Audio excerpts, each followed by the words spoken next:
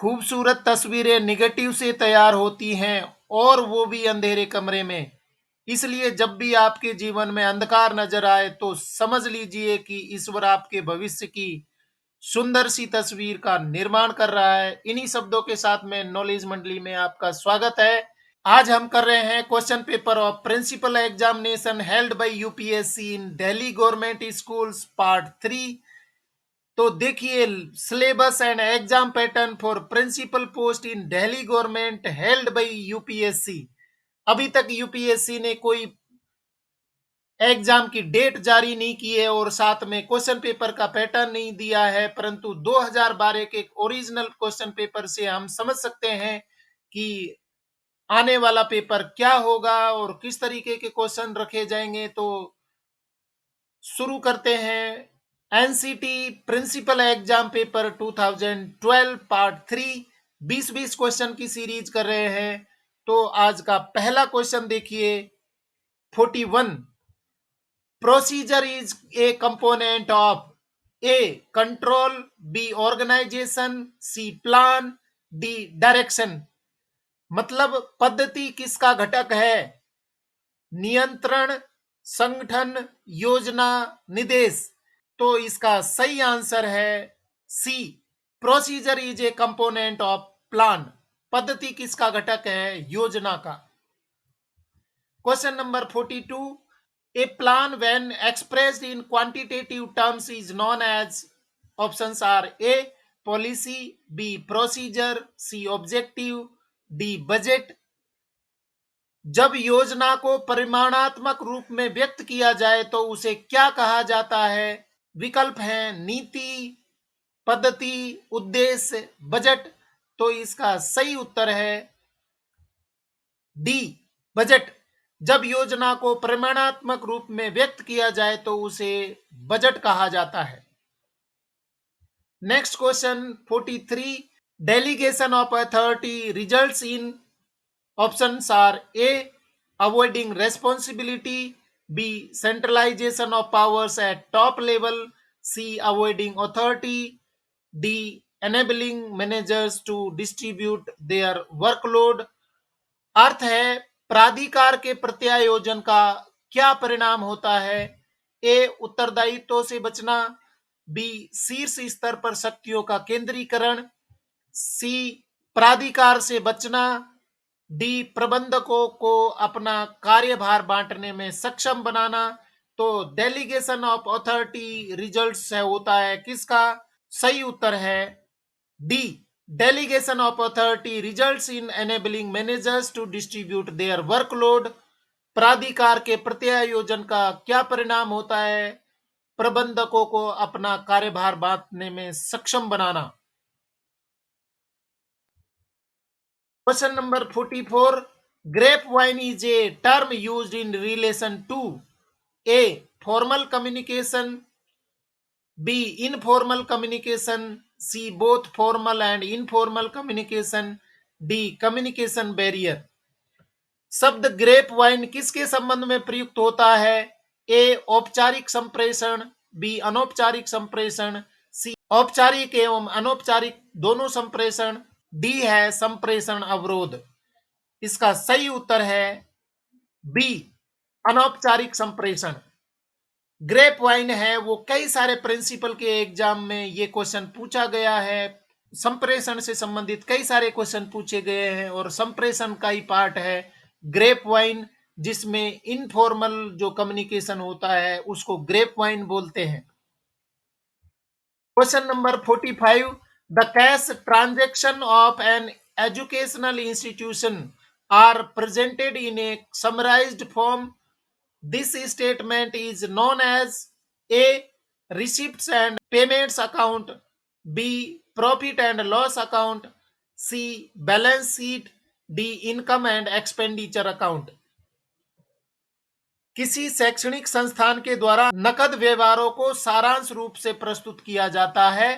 इस विवरण को क्या कहते हैं? ए प्राप्ति एवं भुगतान लेखा, बी लाभ एवं हानि लेखा, सी तुलन पत्र, डी आय एवं व्यय लेखा। इसका सही उत्तर है ए प्राप्ति एवं भुगतान लेखा। Cash transaction receipts and payment account में शामिल होगा। Next question 46, in case a sports fund is maintained, expenses on account of sports events should be A charge to sports fund, B charge to income and expenditure account, C taken to the balance sheet on the asset side, D ignored. मतलब है यदि खेल निधि रखी जाती है तो खेल गतिविधियों पर किया जाने वाला व्यय ए खेल निधि को प्रभावित किया जाना चाहिए, बी आय एवं व्यय लेखा को प्रभावित किया जाना चाहिए, सी तुलन पत्र में परिसंपत्ति की तरफ लिया जाना चाहिए और डी है नजरअंदाज किया जाना चाहिए। तो इसका सही उत्तर क्या होगा? बिल्कुल सही सोच रहे हैं, ए खेल निधि को प्रभावित किया जाना चाहिए। Next question 47, when a payment is made to a person by a crossed cheque, the implication of crossing implies that a the payment to the person is cancelled, b the payment will be made only to the account of the person, c any person may take the payment, d the check is not valid। जब किसी व्यक्ति को रेखित check द्वारा भुगतान किया जाता है तो रेखित करने का क्या निहितार्थ है? ए व्यक्ति को किया गया भुगतान निरस्त किया जाता है, बी भुगतान केवल व्यक्ति के खाते में ही किया जाएगा, सी भुगतान कोई भी व्यक्ति ले सकता है और डी चेक वैध नहीं है। तो इसका सही उत्तर है बी भुगतान केवल व्यक्ति के खाते में ही किया जाएगा, दूसरे किसी के अकाउंट में नहीं। कैश पेमेंट नहीं हो सकता, किसी को भी पेमेंट नहीं होगा, सिर्फ पेई के अकाउंट में जाएगा।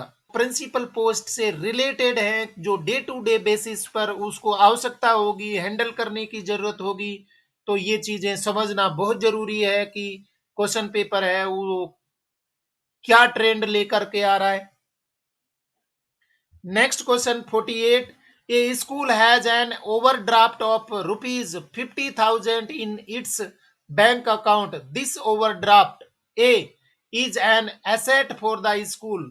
B is a liability for the school.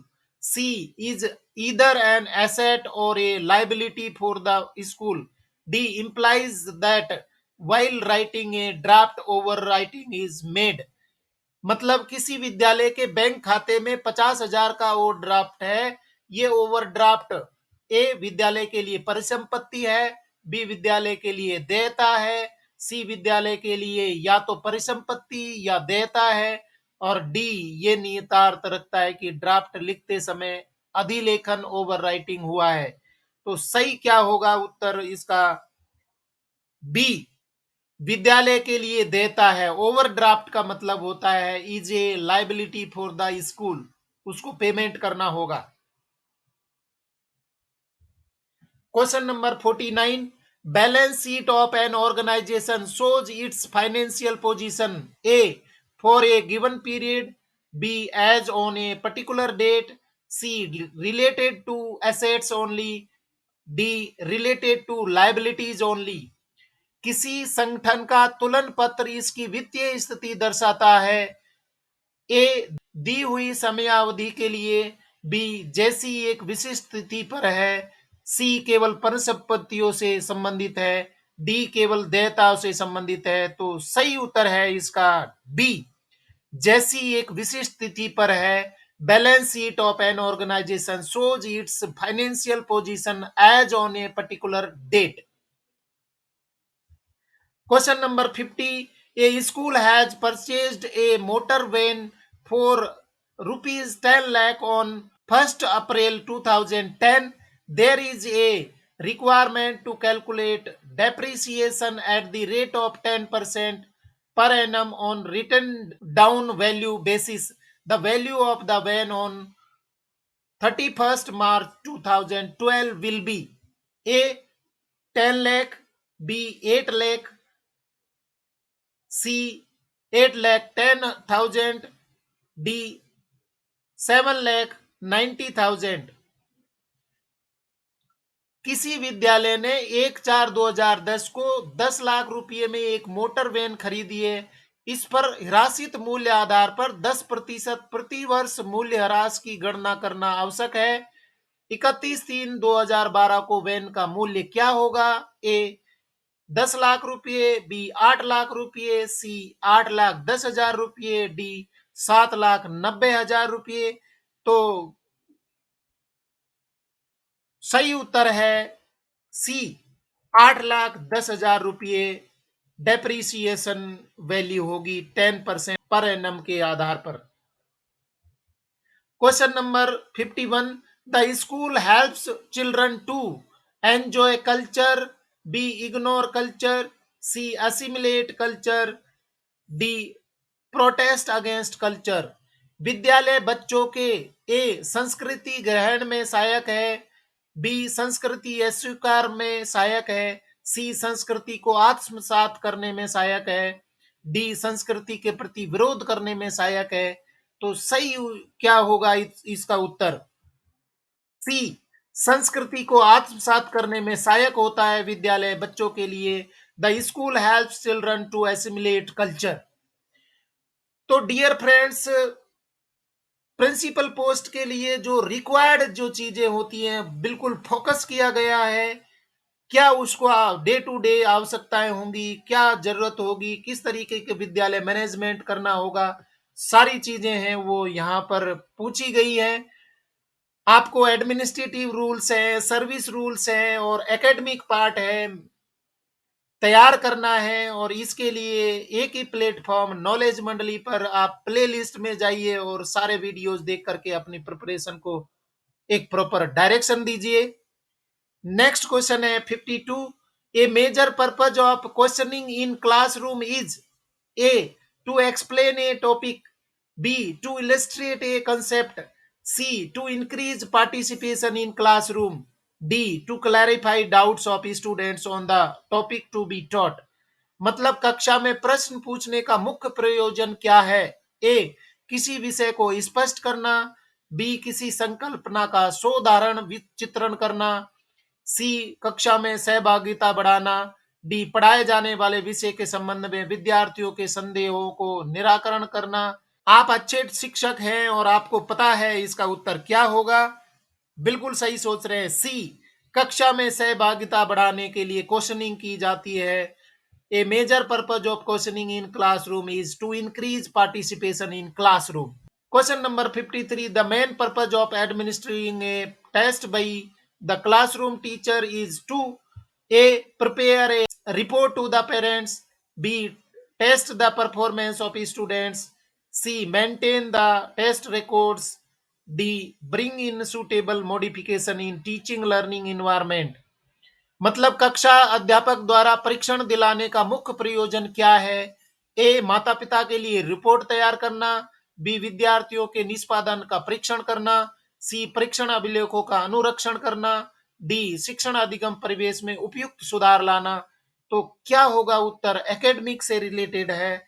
सही उत्तर है इसका डी, शिक्षण अधिगम परिवेश में उपयुक्त सुधार लाने के लिए टेस्ट रखा जाता है, क्लासरूम टेस्ट करके। और बच्चों के परफॉर्मेंस हैं, वो वीकनेसेस हैं, पॉजिटिव एस्पेक्ट्स हैं, वो सारे पता लग जाते हैं और टीचर को अपनी टीचिंग है उसको रीप्लान करने में हेल्प करते हैं।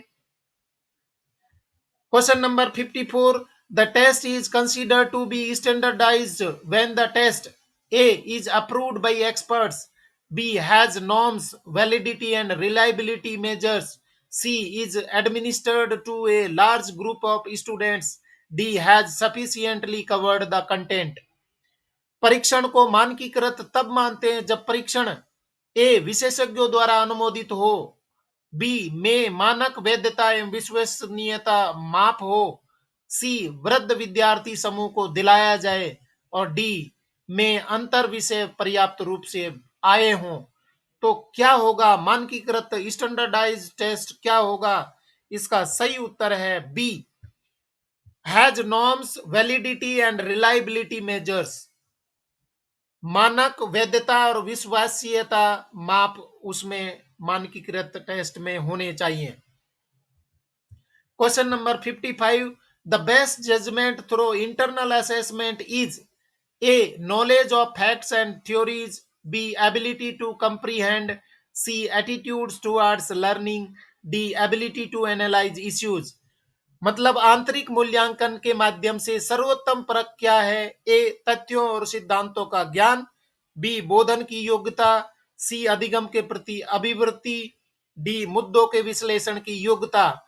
तो एकेडमिक पार्ट से संबंधित क्वेश्चन पूछे जा रहे हैं. पिछले 2-3 क्वेश्चन हैं वो इसी तरीके से पूछे गए हैं. असेसमेंट से, मूल्यांकन से संबंधित पूछे जा रहे हैं, जो कि बहुत जरूरी है एक शिक्षक के लिए. और प्रिंसिपल है, सबसे पहले एक बेस्ट टीचर होता है. सही उत्तर है बी. बोधन की योग्यता. आंतरिक मूल्यांकन के माध्यम से सर्वोत्तम परख क्या है? बोधन की योग्यता मतलब है ability to comprehend.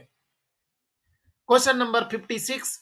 Sociometric techniques enable us to study A. Group dynamics. B. Intelligent behavior. C. Creative ability. D. Academic performance. समाजमितीय तकनीकें हमें किसके अध्ययन के लिए सुकर बनाती हैं? ए. समूह गतिशीलता. बी. बुद्धिमत्तापूर्ण व्यवहार. सी. सर्जन योग्यता. और डी. शैक्षिक निष्पादन. सही उत्तर है इसका ए. समूह गतिशीलता. Sociometric techniques enable us to study group dynamics. Question number 57. Interactive teaching emphasizes on A. Interaction among learners. B. Dialogue between teacher and students. C. Teacher transmitting knowledge. D. A team of teachers teaching a subject. अन्योन क्रियात्मक शिक्षण किस पर बल देता है? शिक्षार्थियों के बीच अन्योन क्रिया, अध्यापक और विद्यार्थियों के बीच संवाद, ज्ञान प्रेषित करने वाला अध्यापक और किसी विषय को पढ़ाने वाले अध्यापक का दल. तो इसका सही उत्तर है B.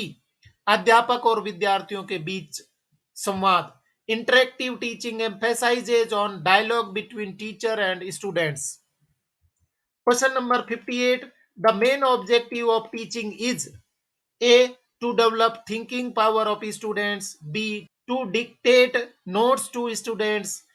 C. To prepare students to pass the examinations.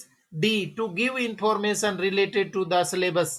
शिक्षण का प्रमुख उद्देश्य क्या है? विद्यार्थियों की चिंतन शक्ति का विकास करना. विद्यार्थियों को नोट लिखवाना.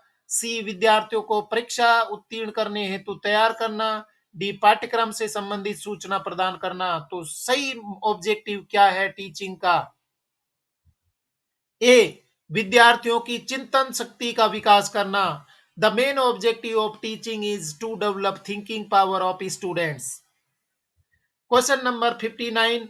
Effectiveness of teaching depends on A. Qualification of teacher. B. Handwriting of teacher. C. Subject understanding of teacher. D. Personality of teacher. शिक्षण की प्रभावकारिता किस पर निर्भर करती है?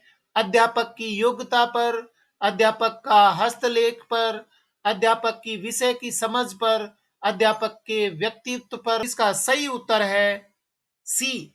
अध्यापक की विषय पर समझ.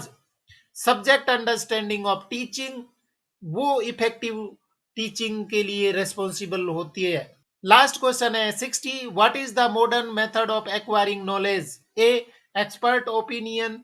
B. Scientific method. C. Authority. D. Personal experience.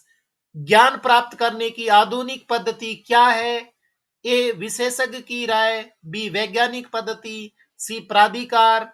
और डी. व्यक्तिगत अनुभव. तो सही उत्तर है इसका बी. वैज्ञानिक पद्धति. साइंटिफिक मेथड है वो modern method of acquiring knowledge है. तो इस तरीके से हमने 20 क्वेश्चन है वो कर लिए हैं प्रिंसिपल एग्जाम के. और इसमें जो एसेंस निकल के आता है, जो प्रोसीजरल मेथड है मतलब ऑफिस प्रोसीजर है, उससे रिलेटेड क्वेश्चन पूछे गए हैं. और साथ में एकेडमिक पार्ट है उसके क्वेश्चन है.